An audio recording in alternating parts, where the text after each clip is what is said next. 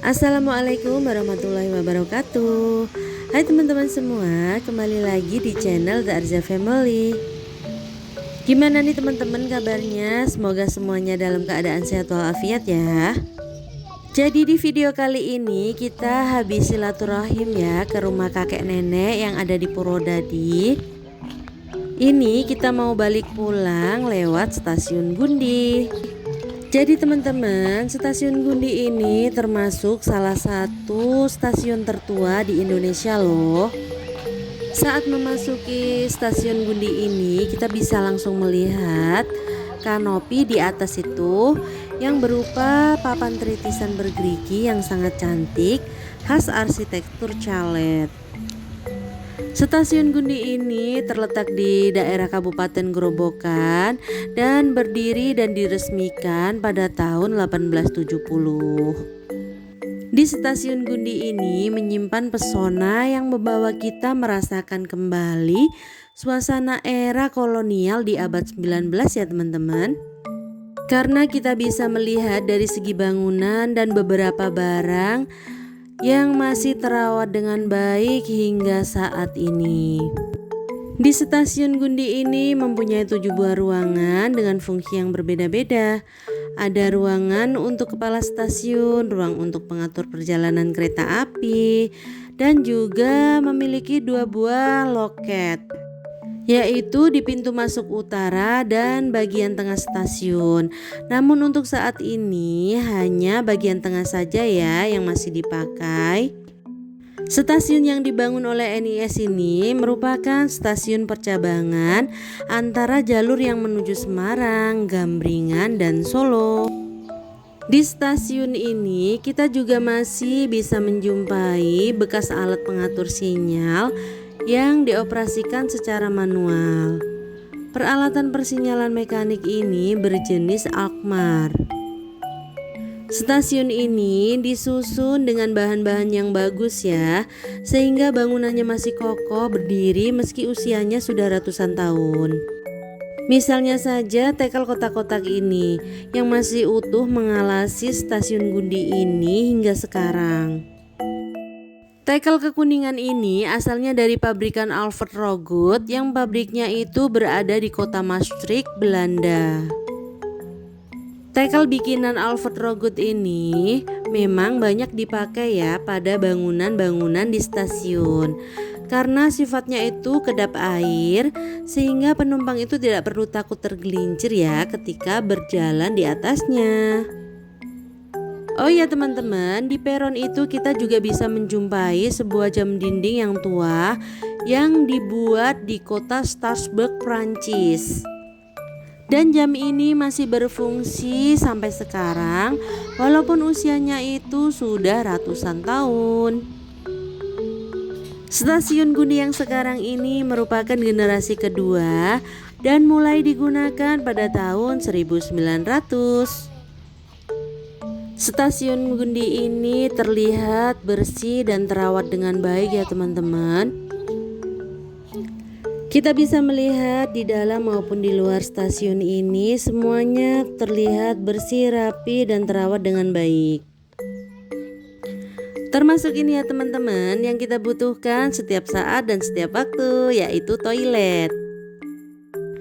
Di stasiun ini walaupun toiletnya kecil tetapi terlihat bersih, rapi, dan juga harum ya teman-teman. Jadi teman-teman yang mau mampir ke toilet gak usah khawatir ya. Toiletnya tuh bersih, airnya juga lancar, semuanya terawat dengan baik. Lanjut, kemudian kita lihat ya, di seberang stasiun itu ada water torrent. Jadi teman-teman, zaman dahulu itu air merupakan sumber daya yang penting yang harus ada di beberapa stasiun. Karena pada zaman dahulu itu mesin lokomotif masih digerakkan dengan tenaga uap dan menghasilkan air untuk uap tersebut ya teman-teman. Dan kemudian air tersebut itu berasal dari water torrent di sebelah barat stasiun yang airnya itu dipasok dari sumur yang ada di bawahnya. Oh iya teman-teman, stasiun Gundi ini juga dulu mempunyai rel yang berukuran 1435 mm dan di dalamnya itu diletakkan lagi rel-rel yang ukurannya 1067 mm. Tujuannya itu agar bisa dilewati kereta dengan lebar yang berbeda.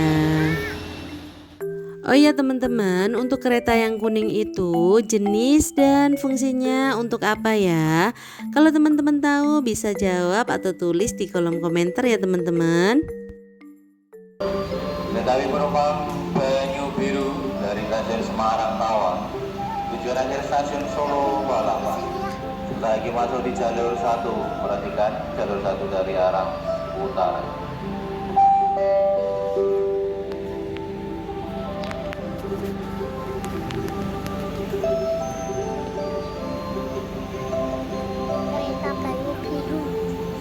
Untuk kereta api yang berhenti di stasiun Gundi ini antara lain ada kereta api Brantas, ada kereta api Matarmaja, kemudian ada kereta api Banyu Biru dan juga ada kereta Joglo Semarkerto.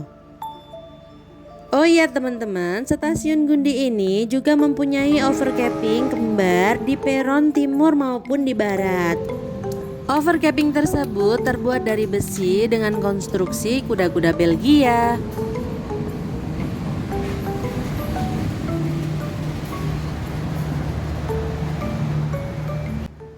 Setelah kereta api Banyu Biru ini tiba, saatnya kita berangkat menuju ke stasiun Balapan Solo ya teman-teman. Sekian dulu ya teman-teman perjalanan kami di stasiun Gundi ini. Jadi untuk teman-teman yang tertarik mau flashback dengan suasana di abad 18 di era kolonial Belanda, bisa banget loh teman-teman naik kereta ke stasiun Gundi ini.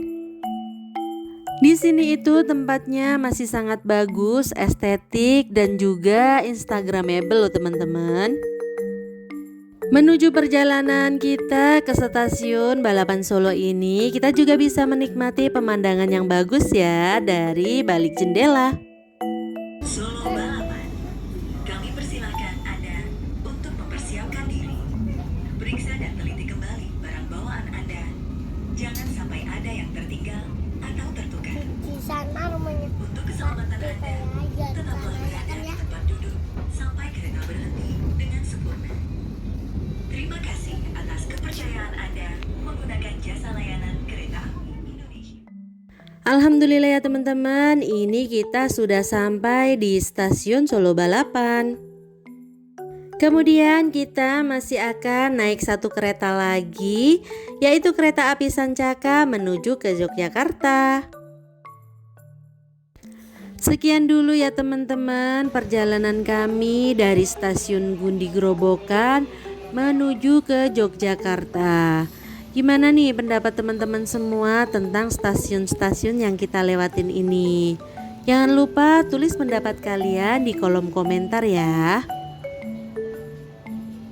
Sekian dulu ya teman-teman video dari kami. Apabila ada salah kata mohon dimaafkan ya. Semoga videonya bermanfaat. Dan kalau teman-teman suka dengan video ini bisa bantu like, komen, share, dan subscribe ya teman-teman.